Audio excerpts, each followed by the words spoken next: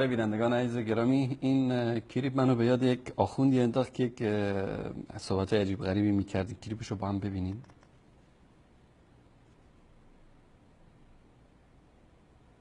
از خصوصیاتش که در بحث خزان العلم مطرحه اینه که امام تمام لغات حیوانات را میداند. امام زبان تمام موجودات روی زمین را میداند، بایدم بداند، و الا اگر امام نیاز به مترجم داشته باشه اون مترجم از امام اعلم میشه و معنا نداره مأموم از امام اعلم میشه. بله، اینم کفش جدید، میبخشید کشف جدید، این آقای قزوینی از بس کفشیات کرده، ما سر زمان اون کفشیات ایشون میاد. امام دیگه نتونستن از قرآن و از کتاب ها و حالا دیگه چسبیدن به جان حیوانات بی زبان. حالا شما گاو و گوساله و سگ و گربه و اینا رو بیار و از طریق اینها ثابت بکن که برای ائمه و خاصا امام زمان که فعلا حی و حاضر و ناظر هستن و در این چراگاه ها و در جنگل ها هم که سیر و سیاحت دارن زبان حیوانات رو هم میفهمن. یک روزی بشه که یه 200-300 تا حیوان وحشی و اهلی بیارن و اینا شهادت بدن که بله امامتی وجود داره و امام زمانی وجود داره. واقعا مذهب خنده‌داریه.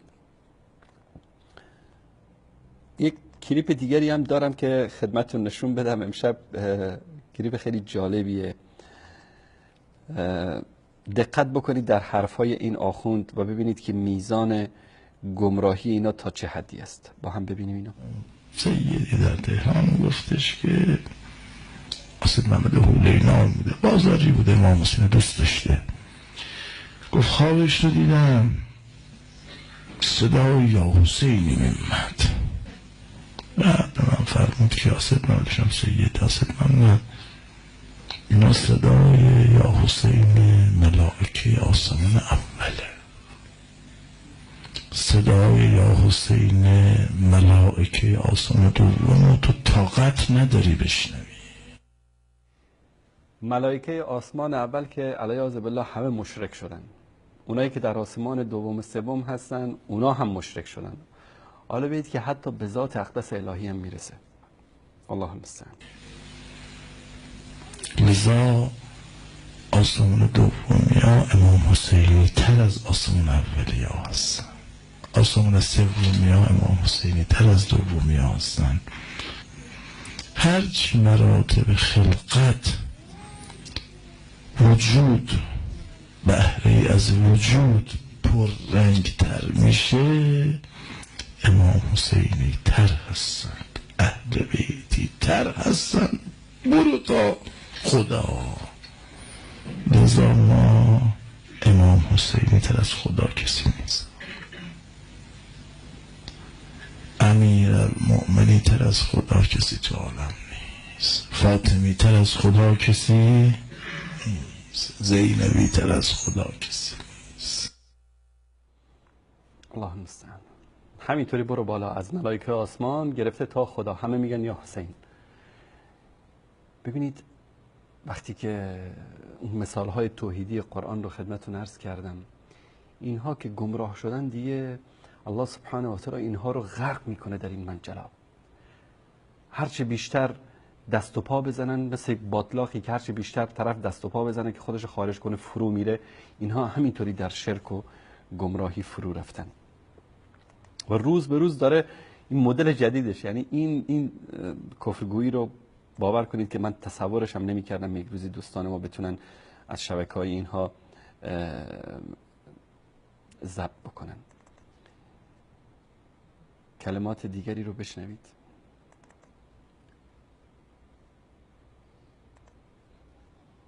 علی گوییم که داور هم علی گوید.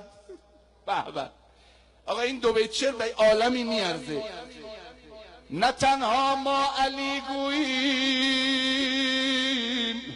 که داور هم علی گوید. به هر جایی که درماند پیامبر هم علی گوید. این علی گویدش رو همه تون بگید امشب. به این عالم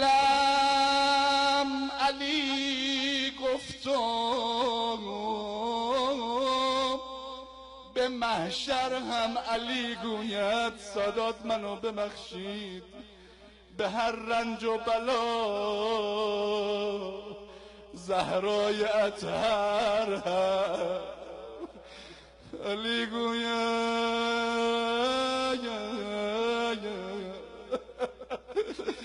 به هر رنج و بلا زهرای اطهر علی گوید. اما نگاه کردید دست علیش بسته است، علی رو صدا نزد. آخه فاطمه در عمرش علی رو خجالت زده نکرده، صدا زد یا ابتا یا رسول الله.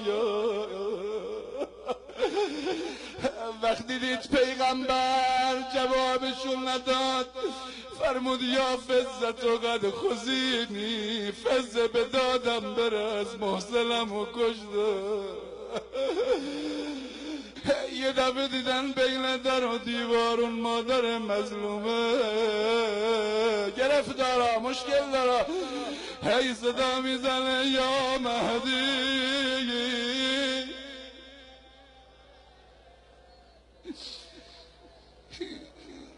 پروردگارا فرج آقامون مقرر بفرما.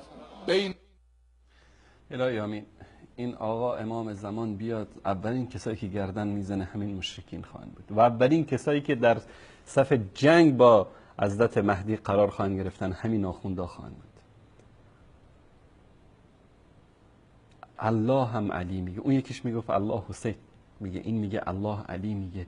من نمیدونم اینها چه تصور میکنن پروردگار متعال رو. الله نیستم.